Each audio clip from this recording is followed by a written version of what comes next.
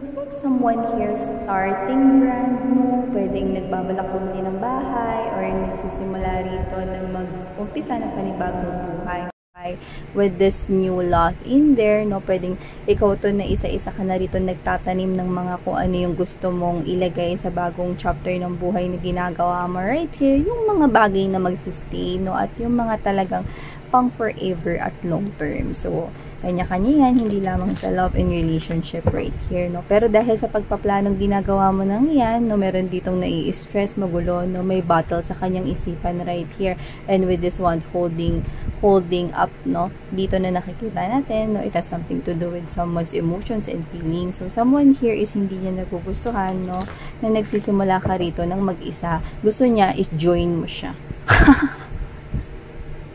I-join mo siya, pero siya naman yun ang iwan sa'yo, no? I-join mo raw siya sa new life. Yan, no?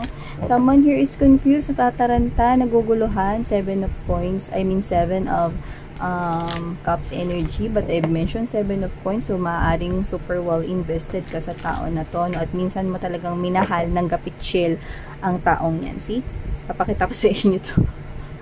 Eto, yan, no, yung Queen of Cups na umikot kasi. Yung Queen of Cups, mga babes, no, and with the Hierophant together with this Queen of Cups, no, this is totally your ex right here who is receiving this love, okay? Pero dahil umikot to at nakuha natin ng ganyan, ibig sabihin wala ka ng pakialam, no, but this person's waiting for you.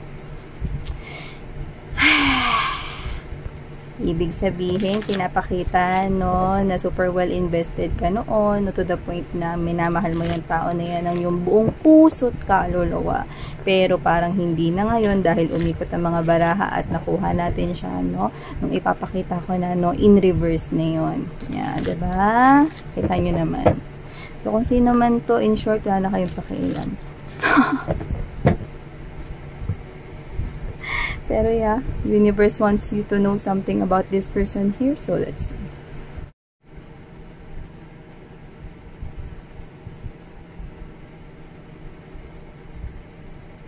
Oh. Okay.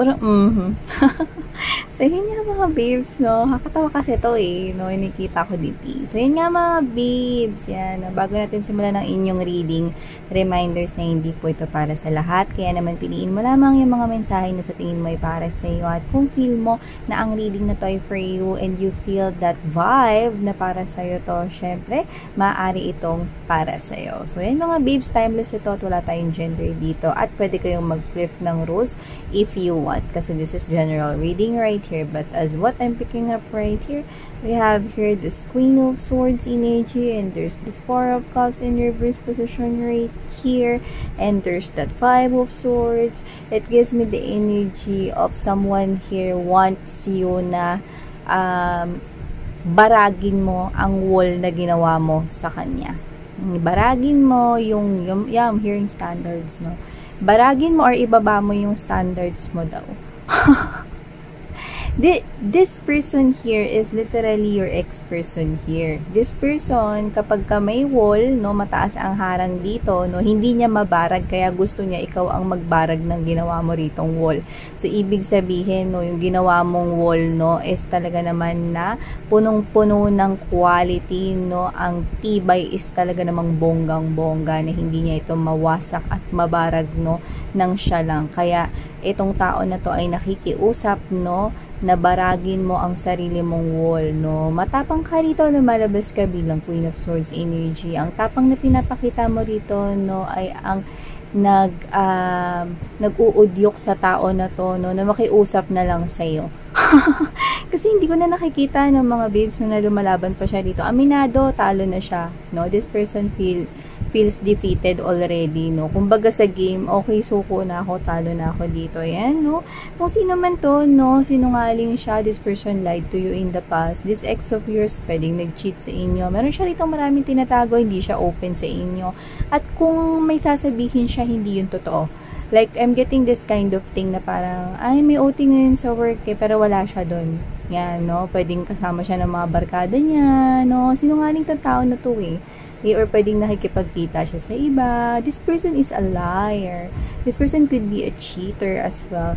So, whatever the case may be, I'm also picking that this person here is, meron dito mga ginagawang hindi maganda sa likod mo at maaring yun yung nag-cause ng separation dito. Kasi may pag-cut off dito mula sa'yo, mga mahal, no? Lumalabas ka dito bilang Queen of Swords energy. This is yung kinat off mo na tong buhay, sa buhay mo itong tao na to, no? This person feels defeated right here kasi this person knows how soft is your heart. Alam niya rito, no, na malambot ang puso mo, napaka-loving mo, napaka-caring mo, no. Alam ng person na to, no, that you might look strong from the outside, pero weak kapag dating sa kanya. Pero hindi niya alam, noon yun. Kaya nga hindi niya na mabarag dito yung boundaries mo eh, collective eh. Kasi nga, hindi niya na kayang basagin ito, no. Fully sementado na ito, no, parang finishing na rin.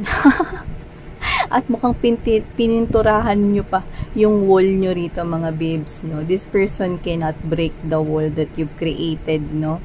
Para hindi siya makapasok dito sa buhay ninyo. Kasi ang iniisip niya, because you're too invested sa kanya in the past, iniisip niya rito na yung pag-disappear niya sa buhay nyo, yung pagbigay niya ng silent treatment, yung hindi ka niya kinakausap, no? Yung hindi ka yung hindi siya nakikipag-communicate sa'yo, nag-assume siya na i-cheese or hahabulin mo siya.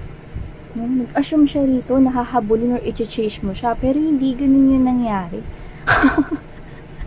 Ang nangyari, mga babes, no, with this 9 of Cups energy, 3 of Pentacles in reverse, and there's that 8 of Cups, lumayo ka. Okay?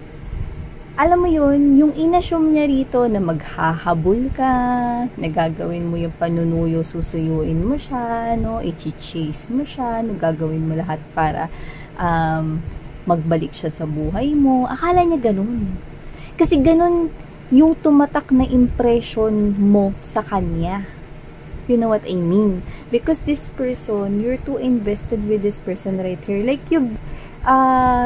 you've showed this person your soft side noon. Alam niya kung gaano ka ka-soft noon. So, yan, no. Pwede kasing matapang yung aura mo, no, or baka ikaw yung parang pagtiningnan mo kung suplado-suplado, no. Pero pagdating sa kanya, napakalambot ng heart mo rito. Yan, no, nung kayo pa. Ganyan yung nakikita ko rito, no. Na sinasabi rito ng ex mo rito. And now, this person wants you back. Pero, this person cannot get any reaction from you. Wala siyang makuhang reaction mula sa iyo rito. Like, literally, patay ang connection, no? At ang, kumbaga, kung i-connect dito, mga babes, no?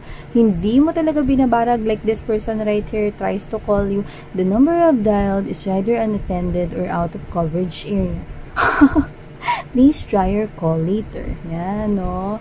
Or malapit pa ng toot, toot, toot. Naka-block talaga. So, yun nga, mga babes, no, this person tried to call you, no, pero wala, hindi siya nakakapasok, no, hindi kanya nakakausap rito because you've totally blocked this person, you've cut this person out right here. It's like, what's happening? Ba't hindi ako hinahabol nito ni collective? Anong nangyayari rito? Bakit hindi ako nakakuha ng any reaction from him or her? Gusto ko pa naman yan.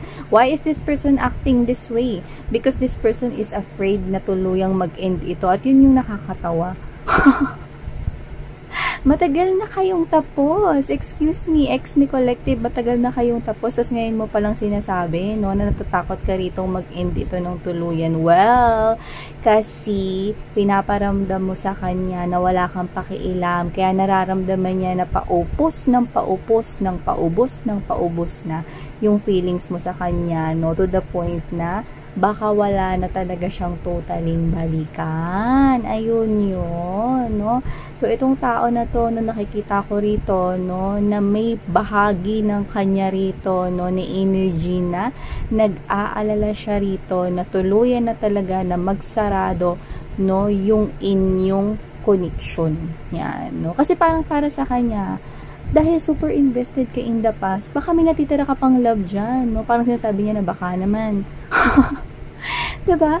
And from this side of you, nakikita ko rito, that you've totally, it's like you're telling me na once you're done talaga.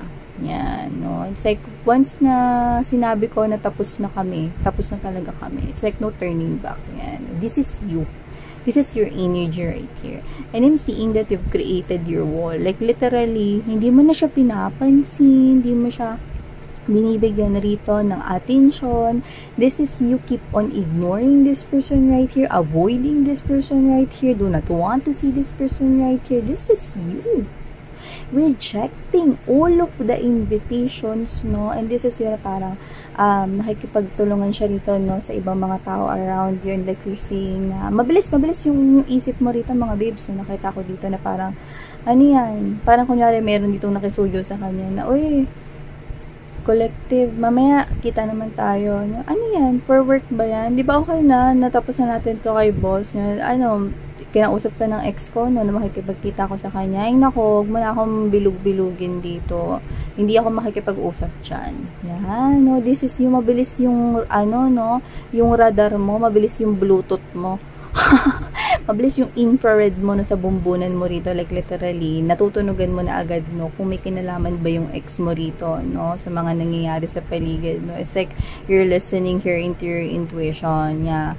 Kasi nararamdaman mo siya rito na naghahabol na. Yun na kasi nakikita ko dito. Tingnan mo, no, your ex person is appearing as pages, no, nakikita ko dito, no, see. Okay? I'm picking up that whoever this energy is watching you. Winawatch ka niya rito mag-grow. Okay? Mag-grow bilang ikaw sa sarili mo, tumayo sa sarili mong mga paa. No? This person is watching you growing. Okay? Nakikita niya yung success mo rito kahit na mabagal, pero kitang-kita niya na talagang ibang-iba ka na. Ikaw to, no, na mas nakikita niya dito na mas nagiging successful, mas nagiging maayos yung buhay mo, parang tumatama ngayon yung mga swerte sa life mo. Yan, hearing this person right here na parang ang swerte mo daw. So whatever the case may be, this person here, okay, seeing you, no, na nakakaya mo ng mag-isa at medyo may takot siyang nararamdaman dun. Kasi pwede kasing ramdam niya na nag-rely ka sa kanya noon, no, sa happiness, no, nag-rely ka sa kanya rito na parang hindi mo kayang mawala siya sa buhay mo, no? Pero yun nga, no, hindi mo siya chine-chase ngayon. And this person is afraid of the ending of this. Kaya siya na mismo yung maghahabol sa inyo. So yun, hindi na siya makapaghintay dito, no? Kasi ramdam niya na hindi mo na rin naman siya hahabulin pa. See, oh, this person, ayan, no, alam niya na this reconciliation isn't happening kung aantayin ka niya rito. Kaya nakikita ko siya dito nagkukumahog pabalik sa inyo, no? At natataranta siya, nagkukumahog, natataranta rito, no? So siya na rito yung mag-chase sa inyo kasi hindi niya na nakikita, no, na manggagaling pa yung reconciliation sa side ninyo, na kayo mismo yung gagalaw ng first move, hindi niya na yun nakikita from you guys. This person is feeling you, no, na walang-wala ka na talagang pakialam sa kanya. Yan. So, this person right here, madalas siya ritong mag-inom, no? At kung hindi mag-inom, alam mo yung napaparami yung paninigarilyo niya. I'm seeing that very specifically, but that's not applicable for everybody. Pero this person is stressed.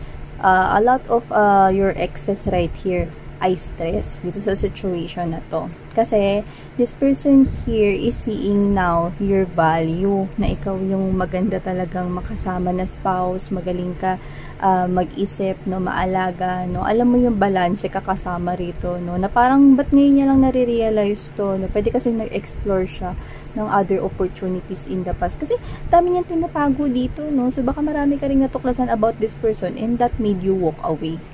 That made your decision strong, diba? At mas pinagtibay pa ito, no? Siguro naglabasan na yung mga truth. Kasi nakita ko dito ng parang mga mensahe, no?